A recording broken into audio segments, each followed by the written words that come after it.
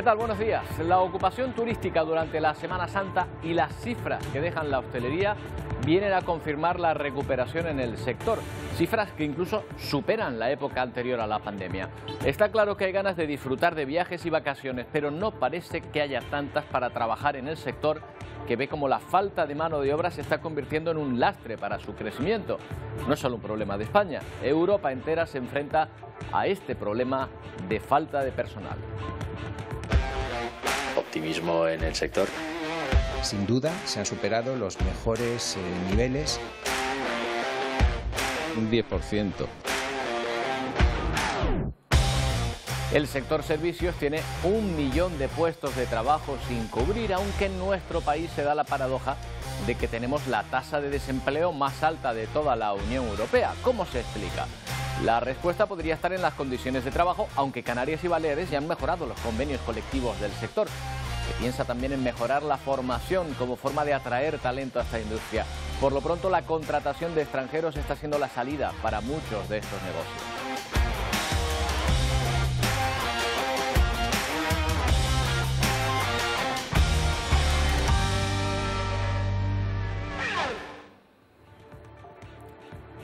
Y las maniobras de China en torno a la isla de Taiwán han terminado, pero la amenaza sobre este territorio, que el régimen chino considera suyo, ya lo saben, se mantienen, con una nueva incursión de aviones y barcos chinos, según denuncia Taiwán. China reconoce que los ejercicios militares han sido una represalia por la visita de la presidenta taiwanesa a la Cámara de Representantes estadounidenses. La respuesta de Taiwán, recuerden, fue mostrar ejercicios militares a gran escala, a modo de disuasión. Está por ver si han surtido efecto. Y otro ejemplo de los efectos de contaminación en megaciudades donde es casi imposible respirar. Esto es, por ejemplo, lo que encontramos en Chiang Mai, es una ciudad al norte de Tailandia, donde la contaminación habitual se unen además las quemas agrícolas. Chiang Mai es una de las 3 ciudades con peor contaminación del aire de todo el mundo. Y a la vista está por qué. Hablaremos también de este asunto, lo veremos con detalle.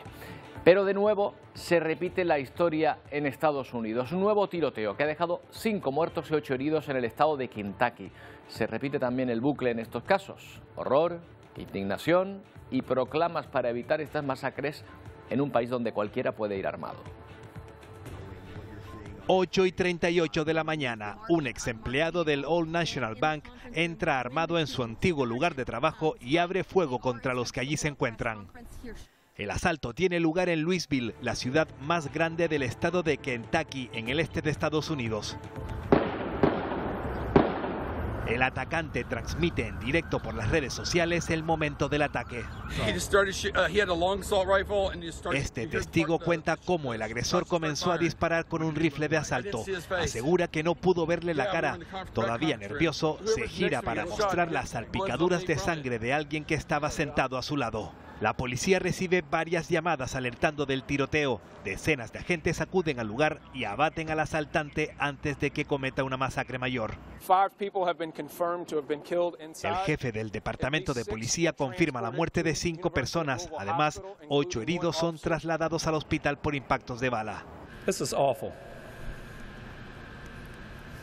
El gobernador de Kentucky se emociona al recordar que 2 de los fallecidos y un herido son amigos suyos. La policía identifica al sospechoso como Connor Sturgeon, de 23 años de edad, y confirma que era antiguo empleado de esa sucursal. Desde Washington vuelven a reclamar un gran pacto para acabar con la violencia armada en el país.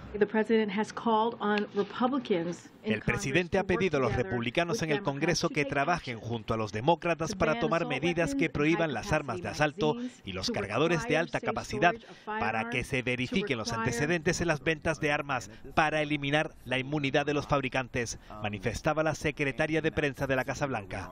Se desconocen por el momento las motivaciones del ataque.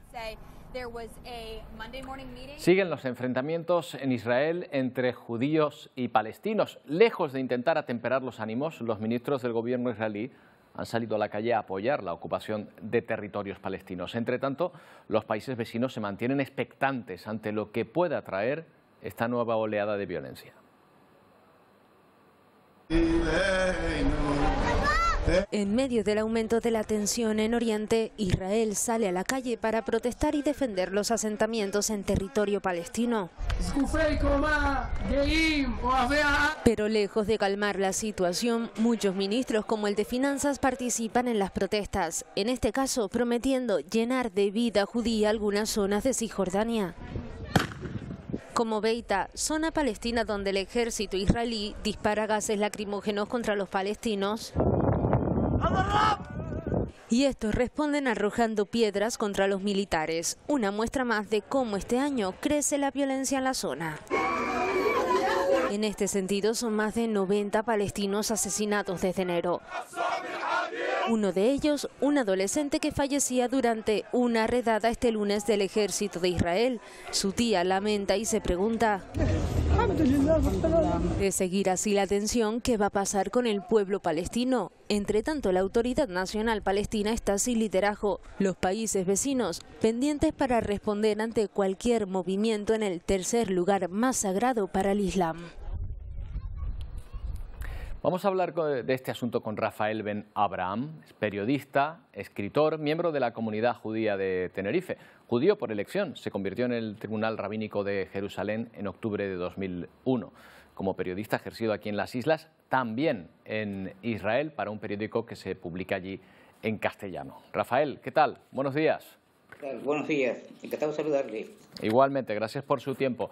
Rafael, supongo que usted ha vivido situaciones parecidas cuando residía en Israel. ¿Cree que hay diferencias entre esta escalada de violencia y otras que han ocurrido anteriormente? Bueno, es un problema que digamos que está enquistado en el tiempo.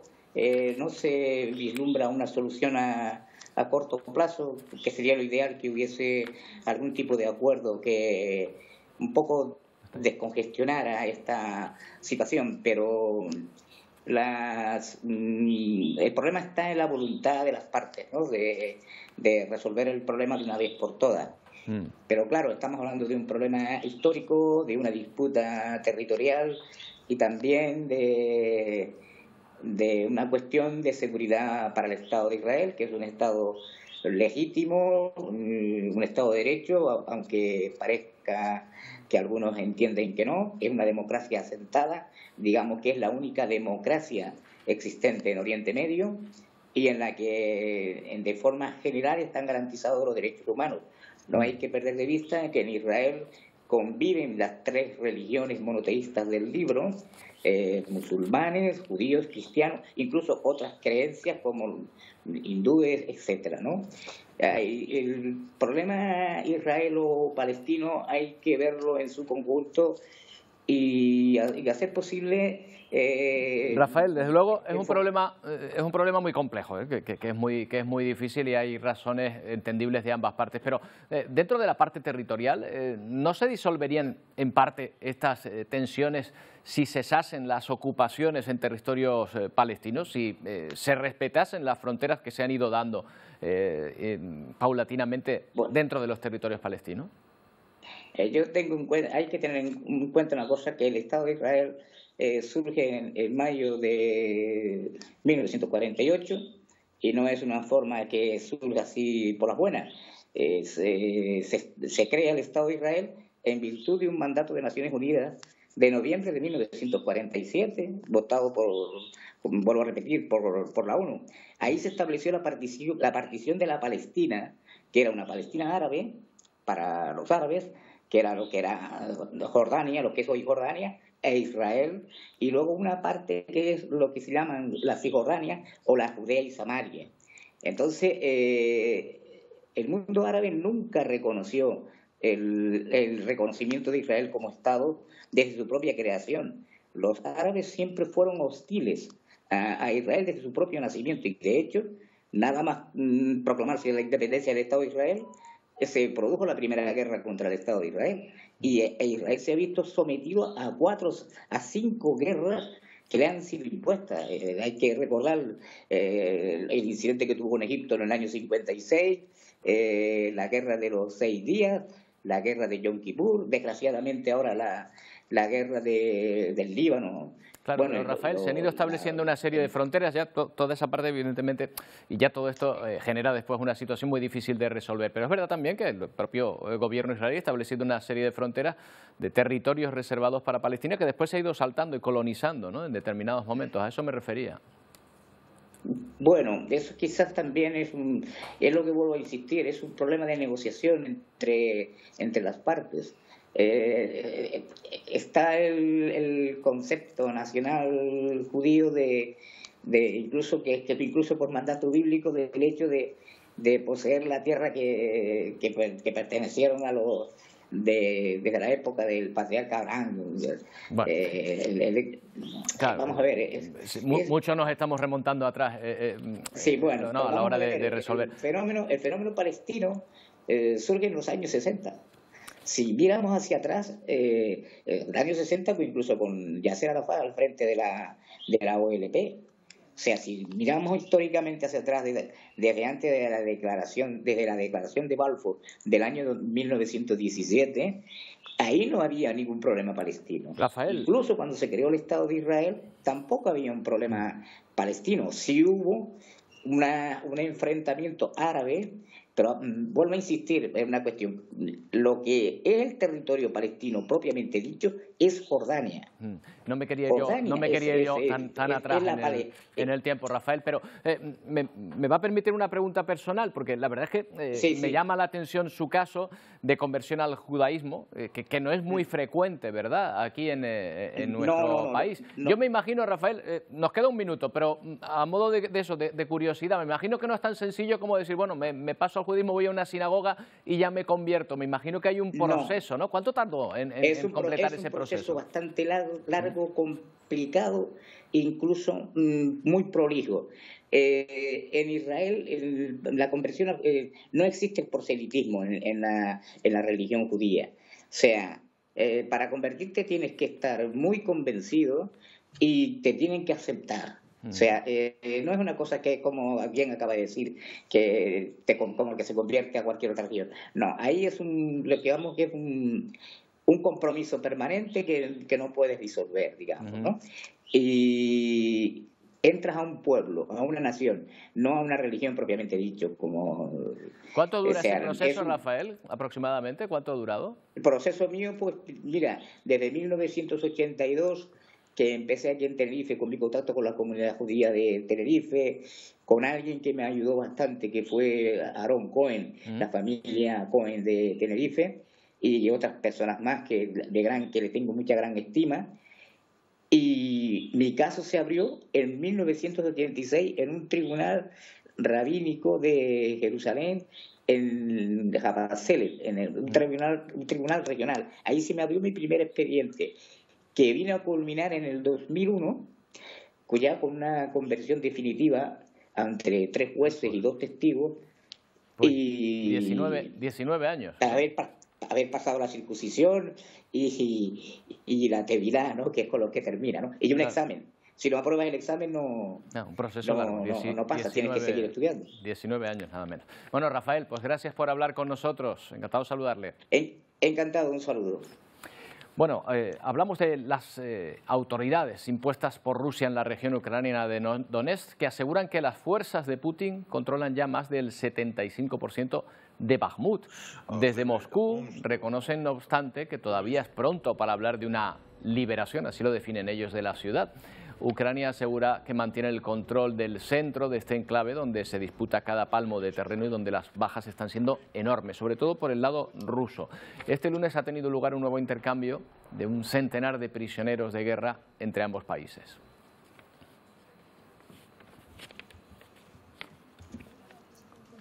Bueno, y una de espías. Hay preocupación en Estados Unidos, pero sobre todo entre sus aliados, después de que se filtraran varios documentos clasificados. Se trata de datos de inteligencia sobre Israel, sobre Corea del Sur o Ucrania. Tras este escándalo, Kiev ha anunciado que podría cambiar sus planes en cuanto al desarrollo de la guerra, porque se ha demostrado que efectivamente Washington espiaba a sus aliados. Desde allí, desde la capital norteamericana, nos informa Jorge Aubián.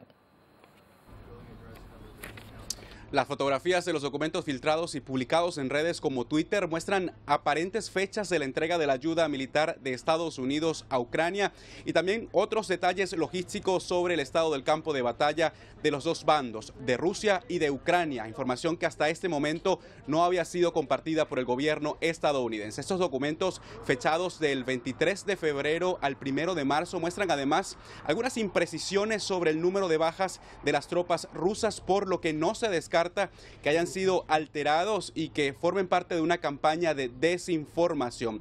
Eso es básicamente, de hecho, lo que investiga el Departamento de Defensa y el Departamento de Justicia de Estados Unidos. En primer lugar, la veracidad de la información publicada en estos documentos y además quién o quiénes pudieron estar detrás de la filtración de estos documentos clasificados. También buscan determinar en qué grado esto pudo haber comprometido la seguridad nacional de Estados Unidos. Bueno, precisamente de Estados Unidos hablamos. Joe Biden ha deslizado su intención de presentarse a la reelección a la presidencia en 2024. Pero ojo, porque este anuncio no se ha hecho de manera oficial todavía. Probablemente Biden quiera ir comprobando sus apoyos antes de proclamar su candidatura al despacho oval. El principal obstáculo, o uno de los principales por lo menos, es su avanzada edad. En noviembre de 2022, Biden cumplió 80 años, convirtiéndose en el presidente de más edad de Estados Unidos. De ser reelegido, volvería a gobernar con 82 años.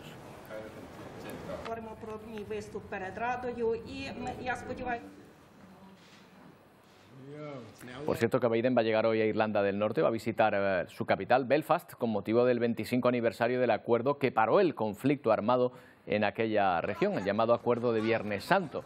Una paz que alguna minoría pues sigue desafiando en ocasiones puntuales, como ayer, cuando ese grupo de personas enmascaradas se dedicaron a tirar cócteles Molotov a la policía en la ciudad de Londonderry, en el norte del país. El presidente estadounidense va a estar 3 días de visita.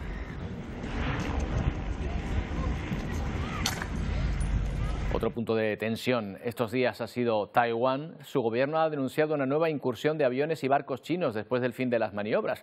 China concluyó el lunes sus ejercicios militares con una simulación del bloqueo de la isla y con la participación del Shandong, el segundo portaaviones del país asiático. Por su parte, el Ministerio de Defensa chino ha anunciado el completo éxito de los ejercicios que comenzaron en represalia, lo reconoce la propia China, de la reunión entre la presidenta taiwanesa y el presidente de la Cámara de Representantes de Estados Unidos.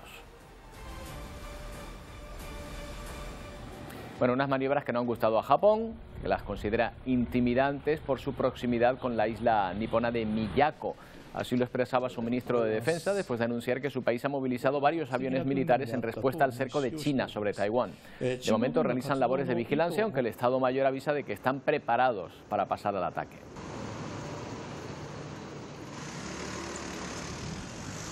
Bueno, y respuesta del gobierno español a la cuarta autoridad de Marruecos, el presidente del Senado de aquel país, que ha asegurado en acto institucional que Ceuta y Melilla son ciudades ocupadas que algún día Marruecos recuperará sin hacer uso de las armas.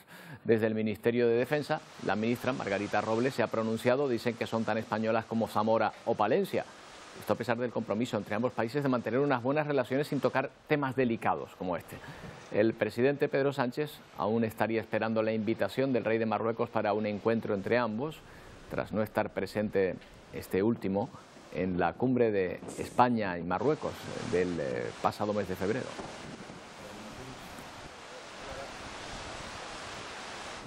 Bueno, y un vídeo que ha dado muchísimo que hablar, y no bien precisamente, el del Dalai Lama pidiendo a un niño que le bese la lengua. Se le ve besando a un menor en los labios, de hecho, para después pues pedirle eso.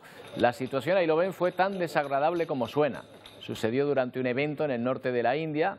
La imagen ha dado la vuelta al mundo. Tras las numerosas críticas, la oficina del líder espiritual ha emitido un comunicado en el que lamenta el incidente, se disculpa con el niño y su familia, así como con sus muchos amigos en todo el mundo, por el daño que sus actos pueden haber causado.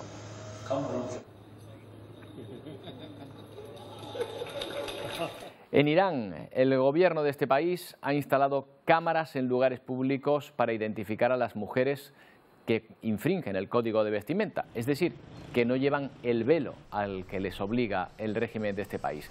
Las que no cumplan con esta norma obligatoria recibirán un mensaje de advertencia. Si repiten la acción, serán condenadas con hasta 10 años de cárcel o 74 latigazos. Así está el nivel en el gobierno iraní. Se estudia otro tipo de sanciones, como multas económicas de hasta 60.000 euros o retirada del pasaporte.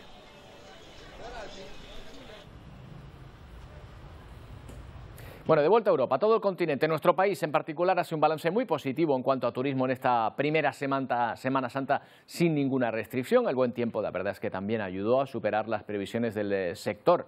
Sin embargo, Europa sufre escasez de personal. Los más afectados, la restauración y las agencias de viaje. 1 de cada 6 plazas vacantes no se ha cubierto. Italia es el país más afectado por la escasez de personal en el sector del turismo en la Unión Europea. Según un estudio del Consejo Mundial de Viajes y Turismo, los restaurantes y hoteles luchan por encontrar personal con más de 1 millón de puestos de trabajo sin cubrir en nuestro continente. Sin embargo, el sector ha vuelto a recuperar los datos de facturación de antes de la pandemia. Ya durante los últimos 4 meses venimos recuperando estas cifras tan buenas. Seguimos teniendo ese factor de después del COVID, en el cual hay muchísimas ganas por salir. En nuestro país, algunas comunidades autónomas han superado el 90% de ocupación y las calles se han llenado de turistas durante esta Semana Santa. Pero hay mucho guiri, mucho jubilado. Lo hemos visto todo. Hemos cogido la guagua turística esta. Bueno, guagua, nosotros decimos guagua. El buen tiempo también ha propiciado que miles de turistas hayan desplazado en nuestro país. A 3 días vista, full, todo completo. Estamos muy satisfechos con la afluencia de gente que ha habido estos días. Estamos contentos, hizo buen tiempo y hubo bastante extranjero. Datos que contrastan con la falta de personal a la que hace frente un sector que estudia medidas para atraer a más trabajadores. Vamos a hablar del tema con Virginia Messina, es vicepresidenta senior del Consejo Mundial de Viajes y Turismo. ¿Qué tal, Virginia? Buenos días.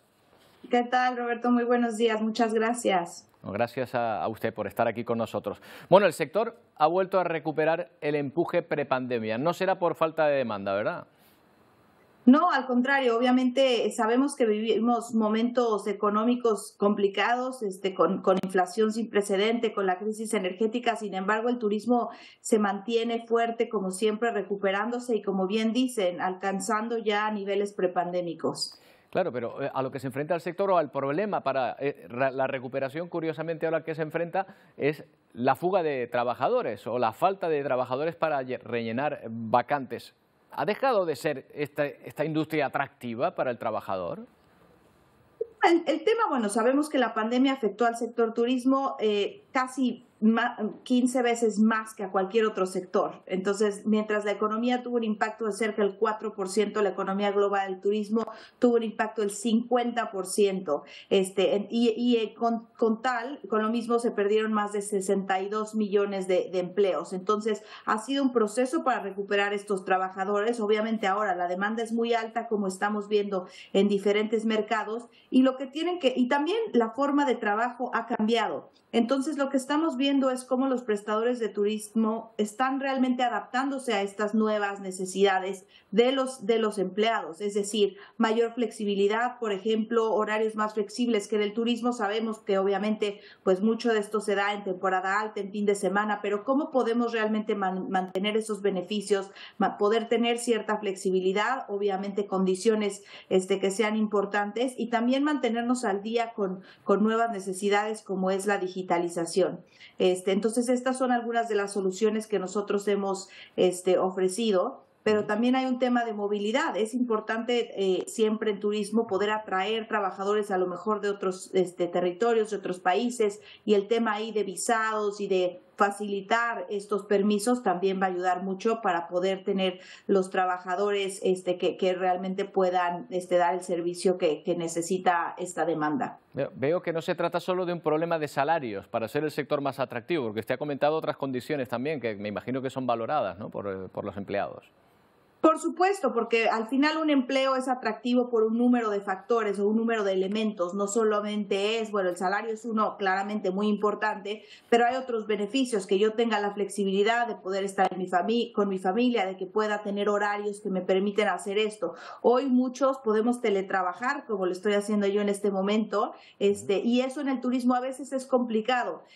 Obviamente nuestro sector es un sector de gente, de realmente tener ese contacto directo. Entonces muchas veces esto no se puede ofrecer, pero lo que sí hemos visto es que muchas empresas están viendo, por ejemplo, cómo se puede trabajar menos días o tener un poco más flexibilidad en cuanto a los horarios, y también otros beneficios. O sea, algunos de nuestros socios, por ejemplo, construyen guarderías al lado de sus hoteles para los trabajadores. Eso obviamente va a ayudar y también genera beneficios en la comunidad. Entonces hay muchas iniciativas que estamos viendo en el sector. Obviamente pues es positivo saber que el turismo se recupera y de acuerdo a nuestras cifras el turismo crecerá al doble que la economía europea durante la próxima década. Claro, si encuentra a los trabajadores para hacerlo. Llama la atención el caso de España, porque además en España sabe que tenemos la tasa de parados más alta de toda Europa, pero en todo caso, de la falta de empleo en el sector es un problema que afecta a todo el continente. Efectivamente, bueno, y a todo el mundo, porque Asia-Pacífico es otro ejemplo donde hay una demanda grande, donde ha habido también problemas para, no solo es encontrar los trabajadores, en muchos casos también es capacitarlos. Tú mencionabas las agencias de viaje, los prestadores de servicios, hospitalidad, pero también esto va más allá, por ejemplo, aerolíneas, aeropuertos, y entonces yo no puedo contratar un piloto de la noche a la mañana. Esto nos lo decía otro de nuestros socios, particularmente en el Caribe. Un piloto toma años de entrenamiento, entonces es encontrar personal y obviamente asegurarse que tenga el entrenamiento correcto para después poder implementar, o bueno, en el caso de las aerolíneas, aumentar la capacidad, que ese es otro tema. Fue muy fácil decir, el día de hoy esta ruta se cierra, eso toma 1 minuto, pero volver a abrir esas rutas y volver a negociarlas puede tomar meses. Y en parte eso estamos viendo mucho para los viajeros, por ejemplo, que de China, de Asia, que vienen hacia Europa. Tampoco hay las suficientes rutas aéreas que se requirieran para cumplir con esa demanda ahora que el mercado chino también está abierto, lo cual, por supuesto, es muy buena noticia. Claro, cerrar es muy fácil, tiene usted razón, pero abrir ya parece que está siendo otra cosa. Virginia Messina, muchas gracias por habernos atendido. Buenos días. Un placer, gracias.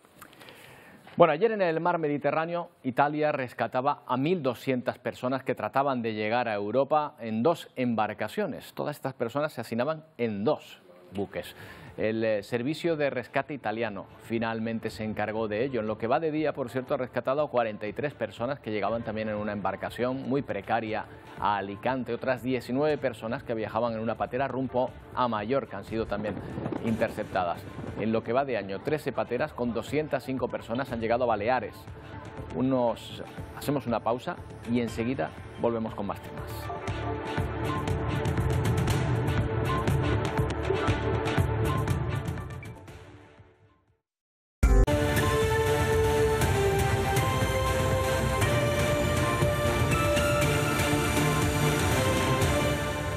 Bueno, hoy es una fecha importante para más de 1 millón de canarios. La declaración de la renta se puede presentar desde ya, a través del formato digital, a través de la agencia tributaria. Llega con novedades importantes. Dicen que con más deducciones aquí en las islas.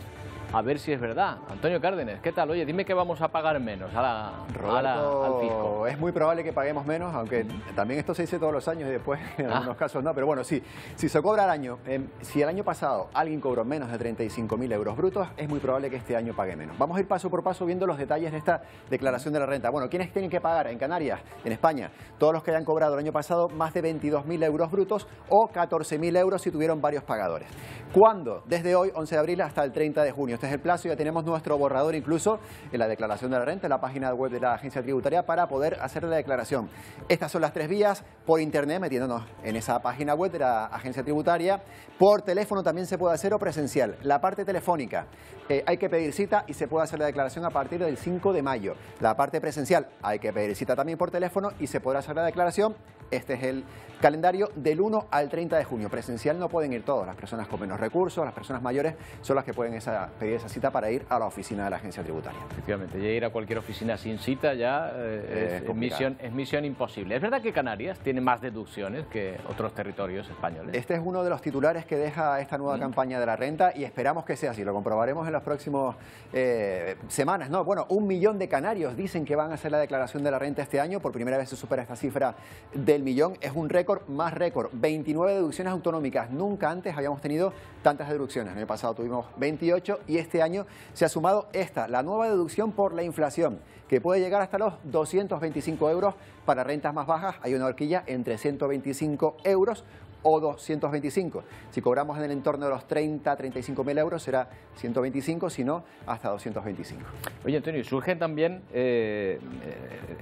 las dudas, a lo mejor, sobre las deducciones estatales, que también se añaden a esto. Claro, efectivamente, 29 deducciones autonómicas, pero todas las estatales se suman. Y una de las estatales, por ejemplo, es esta, importante, para los residentes en La Palma, con una deducción de prácticamente el 60%. Más deducciones estatales que también se aplican en Canarias y que son novedades. Madres en situación de desempleo. Hasta ahora había una deducción para madres entre 0 y 3 años, se amplía con las que estén en situación de desempleo, las que estén en ERTE ahora mismo o las que hayan estado en ERTE desde la pandemia con efecto retroactivo, y también madres en esa situación de fijo discontinuo con esos contratos en el momento en el que estén en situación de discontinuidad. Y por último también, esto muy novedoso también, deducciones por eficiencia energética para las personas que instalen, que se está viendo mucho en Canarias, placas solares en sus casas. Bueno, pues este año también van a tener esa deducción específica. Claro, después surgen dudas cada año, pero este año con las nuevas tecnologías a lo mejor suben algunas que hace 5 años ni nos planteábamos, ¿verdad? Desde luego que sí, porque la gente se está preguntando si, por ejemplo, por hacer transferencias a través de Bizum o por operar con venta de segunda mano en Wallapop o en otras plataformas, si se debe pagar más. Bueno, pues esto es lo lógico. Es decir, si nosotros operamos con Bizum haciendo transferencias de grandes cantidades compra-venta, eso habrá que declararlo, porque Bizum es como una transferencia normal, lo único que se hace a través del teléfono móvil. Y Wallapop, si nosotros vendemos algo en segunda mano que sea por una cantidad pequeña, no hay que declararlo. Si nos dedicamos a eso, económicamente, empresarialmente, sí que habría que declararlo. Más preguntas. ¿Cómo se declaran las criptomonedas? También una duda muy de hoy. Bueno, pues esto se declara como si fuese, como antes, como se ha declarado siempre en bolsa, ¿no? Con la ganancia de las criptomonedas o el descenso de ese valor. Como si tuviésemos una inversión en bolsa. Exacto, se tienen que declarar también, pero no están exentas, ¿eh? Las criptomonedas también cotizan y se declaran. Tributa el cheque por bajos ingresos. Esto es una novedad del año 2022. Esos cheques de 200 euros o esos bonos culturales de 400 euros, bueno, pues todo eso tributa. Siempre que nuestra declaración de la renta, que estemos obligados a pagar, es decir, que paguemos. Pero todo eso suma, vaya. Todo eso suma la declaración de la renta. Y por último, ¿qué rentas sí están exentas? Importante. Bueno, renta por desempleo, por ejemplo, renta, bueno, esa indemnización que te dan cuando te despiden, por ejemplo, eso está exento. Por ejemplo, para las personas dependientes, personas con altas discapacidades, también esas rentas suelen estar exentas. Así que hay que leer la letra pequeña y sobre todo también, importante en Canarias, hay que ir a las deducciones autonómicas porque en muchos casos en el borrador no están incluidas y hay que marcarlas uno a uno para tener esas deducciones en la declaración. Otra cosa, Antonio, el borrador, que hay que echarle un vistazo. Totalmente. Porque dicen los asesores que a veces viene con errores y a lo mejor se olvidan de descontarnos algo que no había que descontar, o que había que descontar, mejor dicho. Hay que estar al loro. Bueno, pues estaremos atentos. Gracias, Antonio. Nos ha llamado mucho la atención el impactante derrumbe de un edificio construido en un barranco de Tijuana, en México. Es por culpa de las lluvias y los deslizamientos de tierra en la zona. Estaban todos en alerta y ya sabían que se iba a caer, después de que se derrumbara además otro edificio justo al lado el 2 de abril. Este edificio ha caído 8 días después del deslizamiento de tierra que ha provocado su derrumbe final. Al estar avisados, como decimos los vecinos, no ha habido daños personales, menos mal. Esto es Perú, allí siguen las labores de rescate de las víctimas de un accidente de guagua. 10 personas han muerto, 25 están heridas. El vehículo cayó al río Rímac en el departamento de Lima. La policía ahora está investigando por qué. Según los medios locales, en el interior del vehículo había 60 personas, entre ellos 6 menores de edad.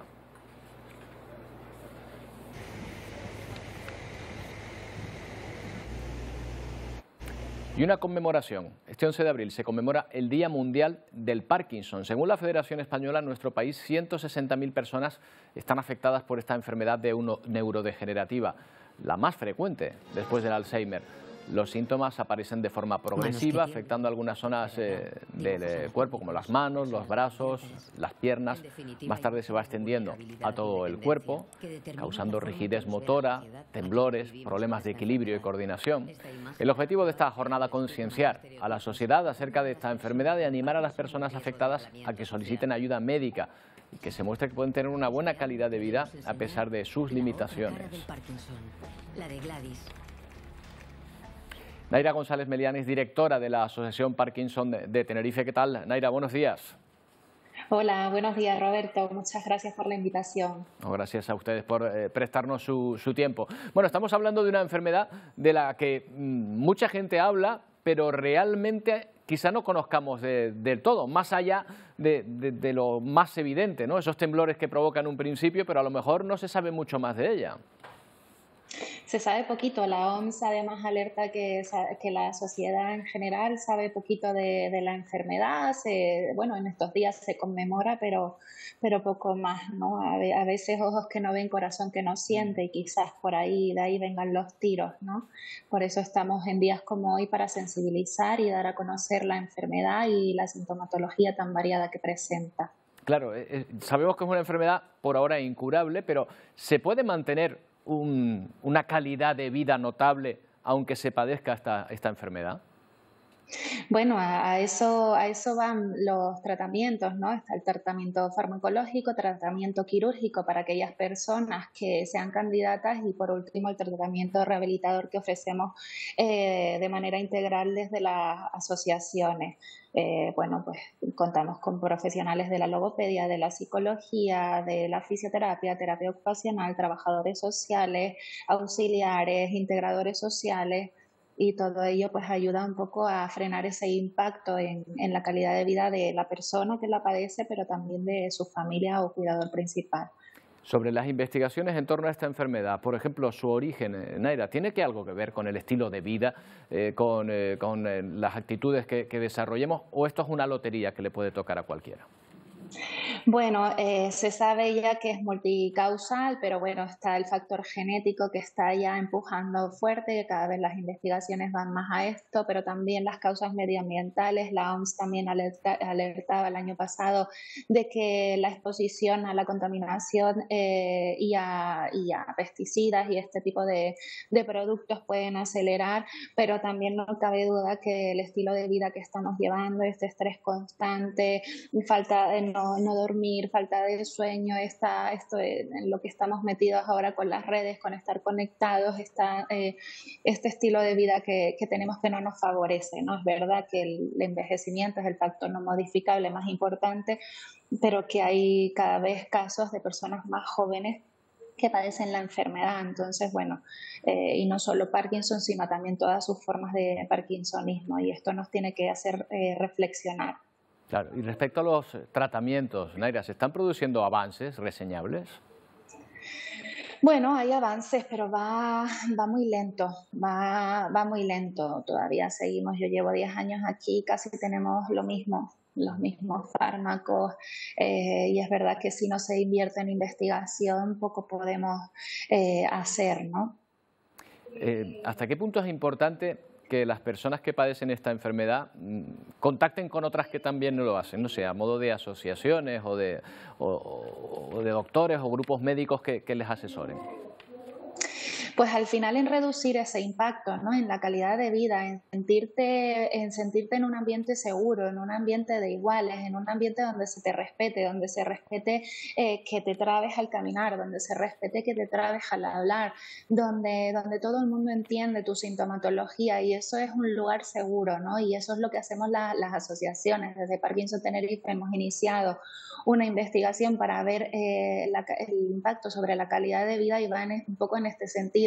¿Qué damos en las asociaciones? Esa integralidad, esa respuesta a sintomatologías y ese acompañamiento al duelo, ¿no? Al duelo de ir perdiendo gradualmente cosas en de tu vida, cosas que antes hacías que ya no puedes hacer. Entonces acudir a asociaciones como las nuestras de pacientes ayudan en ese sentido, a sentirte arropado, ¿no? Decía un señor que comenzó el otro día, yo había dejado de salir porque me daba vergüenza el trabarme al hablar y después de venir aquí y hablar dentro de un grupo de iguales me he lanzado y he vuelto a salir con mis amigos de toda la vida, ¿no? Entonces eso es lo importante de las asociaciones. Claro, bueno, pues hoy es el Día Mundial del Parkinson y queríamos saber algo más sobre esta enfermedad. Naira González, gracias por habernos atendido. Buenos días.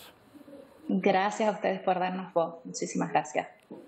Bueno, y vamos a ver cómo viene hoy Ponte al Día. De nuevo saludamos a Pedro porque ya me he enterado por qué estás solito. Pedro, que Wendy ha tenido un accidente doméstico, ahí le he visto en redes con un parche. Esperamos que se recupere pronto, ¿eh? Eso lo esperamos todos nosotros también. ¿Qué tal, Roberto? Muy buenos días. Por suerte no es nada grave, así que prontito ya estará de nuevo con nosotros aquí en Ponte al Día. Les avanzamos algunos de los asuntos que vamos a tratar en el programa de hoy a partir de las 12 aquí en directo en Televisión Canaria.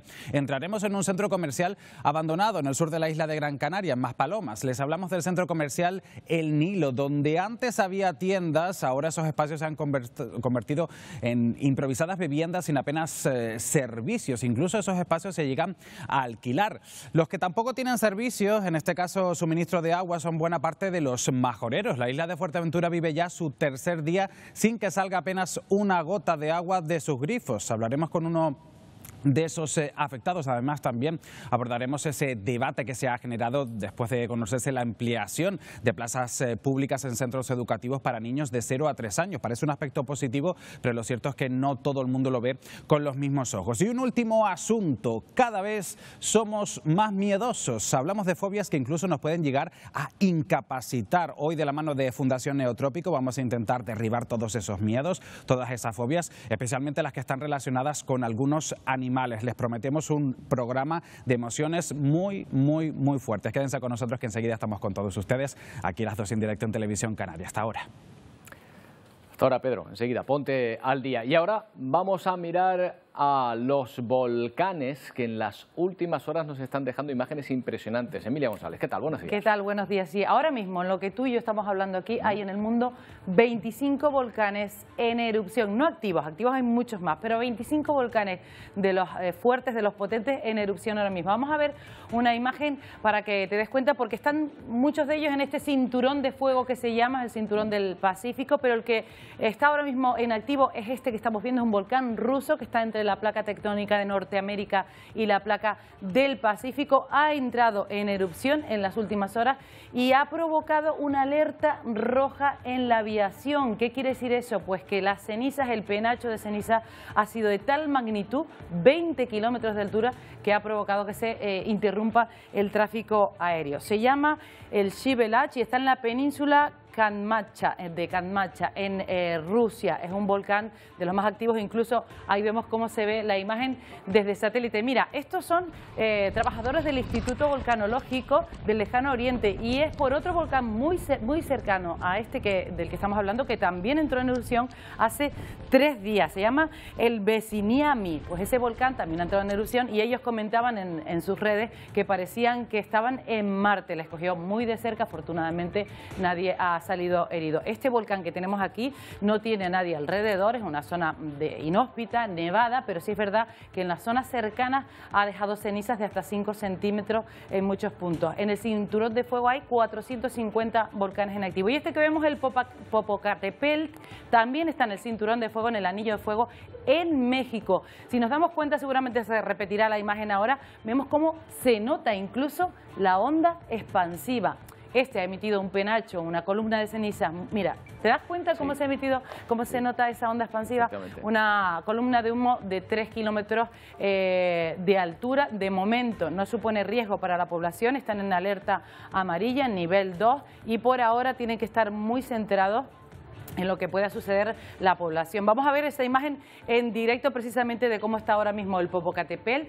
Hay una ligera niebla, se ve bastante, o niebla o ceniza. Si te fijas en la fecha, es el día de hoy. También a esta hora, allí es de noche, es un volcán que ahora mismo está nevado y se ve como esa ceniza, ¿no? Esa columna de ceniza y esa niebla envuelve sobre todo ese cono del volcán Popocatépetl. Un volcán que también se conoce como Don Goyo. Don Goyo. Me Roberto. gusta más Don Goyo, sería más sencillo Popocatépetl, acabado en tel, La verdad, excelente contraseña para... La verdad que sí, Don Goyo porque había un señor que se llamaba Gregorio, claro, que era el único que se comunicaba con los volcanes, era de los tiemperos, se llamaban así, y se le puso ese nombre por eso. De hecho, el día de San Gregorio, el 12 de marzo, se le suben al volcán flores en honor, pero de momento, año mejor no. Ahora mismo no es mejor que no. Oye, nos estamos quejando de la calima aquí en Canarias, pero vaya con la contaminación del ambiente en algunos puntos del mundo. Pues sí, vamos a hablar de calima y vamos a hablar de contaminación. Primero de contaminación, ¿en dónde? En Tailandia y en Vietnam. Estas son unas imágenes que nos llegan desde Tailandia porque ayer esta ciudad precisamente se convirtió en una de las 3 del mundo con más contaminación, 20 veces superando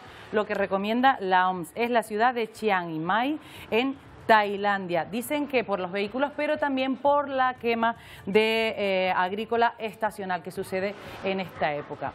Y de esta contaminación nos vamos a otra, en este caso por polvo en suspensión, donde en Pekín, ahí tenemos la visibilidad que se podía apreciar ayer, más bien ninguna, a 300 metros en Pekín, con tormentas de arena que están siendo continuas allí en la zona. Bueno, todo el mundo, como te puedes imaginar. Eso no es calima, eso es una tormenta de polvo prácticamente. Es tormenta de arena, sí, y han sufrido varias en las últimas horas. Con mascarilla, efectivamente, la calidad del aire ahí es extremadamente desfavorable. Pero de calima también podemos hablar aquí, ¿no? ¿Cómo sabemos lo que pueden sentir? No sé si con esa intensidad, pero empatía, aquí hay calimita. ¿no? Empatía.